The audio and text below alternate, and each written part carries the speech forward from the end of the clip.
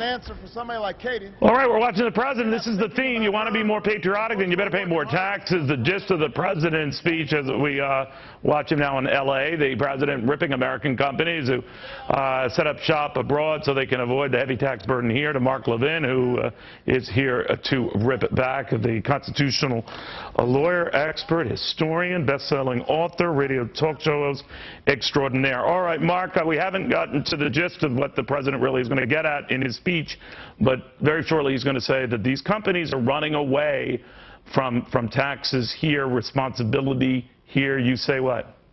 Wow, so all of a sudden national sovereignty and borders matter. How about that? I didn't know it mattered. That's a very good point. You know that? That's an excellent point. You know, and I'm going to tell you something. I lived through the Reagan administration. Do you remember businesses leaving America to go to socialist European countries? No. Oh, sure. No, very few. But what we have going on here is a temptation where no matter how high those rates are, they're actually lower than they are in the United States. Yeah, well, that's the problem. He's the problem. He's creating the economic conditions in this country where some of these countries are moving their headquarters overseas. Why doesn't he create the economic conditions where foreign companies move into the United States as they did 30, 40 years ago? The fact is, he's an economic illiterate. He doesn't like capitalism. He's a card-carrying ideologue for socialism. So we actually have companies moving their headquarters from the United States to the United Kingdom. Did you ever think you'd see that? He's unleashed the EPA, the FDA, the FTC, the NLRB, the Department of Labor, the Antitrust Division on America. The Canadians want to build a multi-billion-dollar pipeline in our country. Who's stopping them? He's stopping them. So people who want to come here and build plants, they're being stopped by the radical green movement. That's really the new red movement. They're being stopped by these government regulations, which they hold back till after the election, and then $40 billion worth pop on the United States. So he's the reason companies leave. He's the reason wealth is escaping the country. Do you ever wonder, though, Mark, I always wonder that the tax code is ridiculously complicated, but it is the law of the land, and then if companies see a loophole that can allow them to go abroad or to merge with another foreign company, take advantage of the lower tax rates there, they're obviously going to do it. I'm not naive about this, but I guess they wouldn't be doing it if rates were not so prohibitive here, right? I mean, that's pretty much basic math. Of course it's right. Now, we've had an opportunity from time to time to look at Obama's tax returns. He's not overpaying. And Joe Biden, we see how stingy he is, and we know the Clintons put their homes in a trust. We know Obama's buying an over $4 million home in Rancho Mirage. We know that Michael Moore has 9 homes, and they spew on and on and on against capitalism. Well, guess what? The capitalists are listening, and they're saying, you know what? They hate us. They're attacking us. Bad days ahead, we're leaving. I have a suggestion for the president.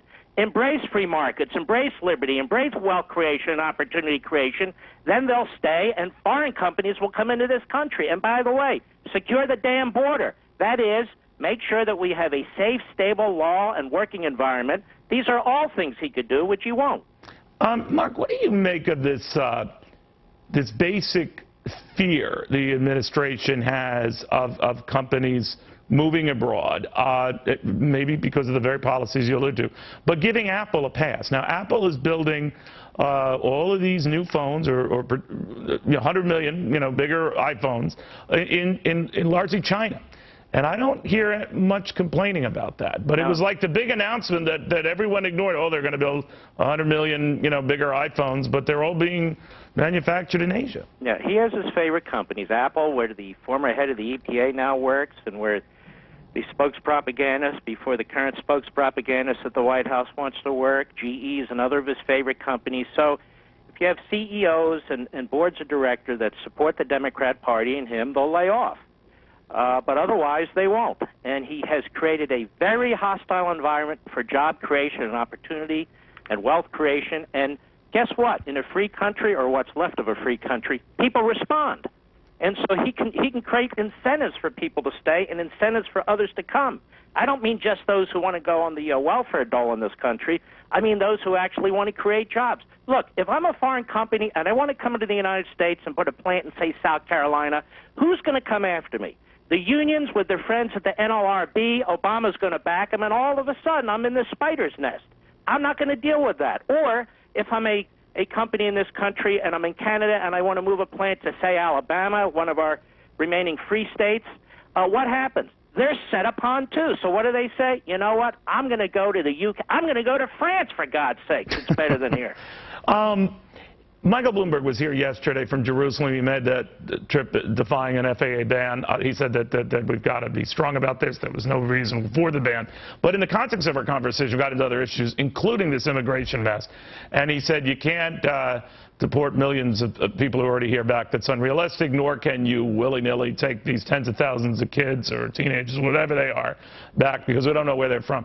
That the Republican approach to this has been rigid and unyielding. You say what? There is no Republican approach to this. I listened to a lot of that, and his ignorance was astounding to me. He was talking about law-abiding people. Our federal prisons, about 30% of our federal prisoners are legal and illegal immigrants, most of them from south of the border. Does he even know the facts? He doesn't live in these border communities. He doesn't have to deal with this. I would say this to Michael Bloomberg. If we're not going to deport millions of people, how about we secure the border before millions more come here so we don't have to talk about deporting them? And this idea that we don't deport children, you know, it's interesting, Neil, if you know the history of this as you do. Prior to 30 or 40 years ago, we deported all kinds of people. Yeah. We deported families. Cesar Chavez was leading the way, Ralph Abernathy, Walter Mondale, Dwight Eisenhower. These guys are out of touch, and the fact of the matter is no country can survive an open border, no economy can survive it, no culture can survive it. That's why every country that's deporting their future generations into this country, guess what? They have closed borders for people who want to come into those countries. They don't tolerate it. Only we do. And it is odd that he was coming from Jerusalem, backing up a country that's aggressively defending its border. Maybe very different example there. Survival. Finally, what do you think of the possible Republican crop of presidential candidates right now? Rand Paul leading in a lot of polls. What do you think of him? I think we have some very, very good ones. Yeah, you ask me this every time. You want me to pick one right now, and I'm not going to do it. Although I like listening to you bash a lot up popular names. Like Chris Christie. You still don't like him, do you? No, I think Chris Christie is a man whose principles are up for negotiation. I don't even know what his principles are. He runs around talking about, we have to govern, we have to be bipartisan. I don't even know what he's talking about. Does he know what he's talking about? Or Jeb Bush, here in the face of this catastrophe on the southern border, he doesn't come out and take questions.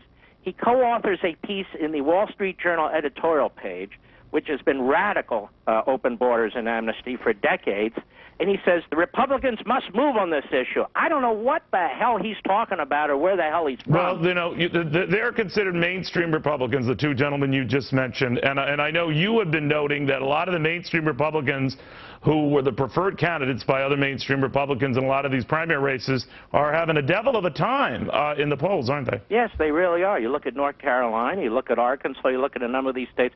Here's the big lie that's been going on for election cycle after election cycle, advanced by, among others, Fox favorite Karl Rove. The fact of the matter is we've lost the Senate over and over and over again, not because of Todd Aiken, not because there are 2 or 3 or 4 Tea Party candidates. The vast majority of the candidates running are your Republican establishment candidates who've never had a fight in a Republican primary. All right. Listen, I'll arrange the next dinner for you and Karl Rove. In the meantime, I've got to run upstairs and talk to my bosses. Be well. God bless, brother. Always good to see you. Mark Levin, he just tells it like he feels it and says it. So all opinions are welcome.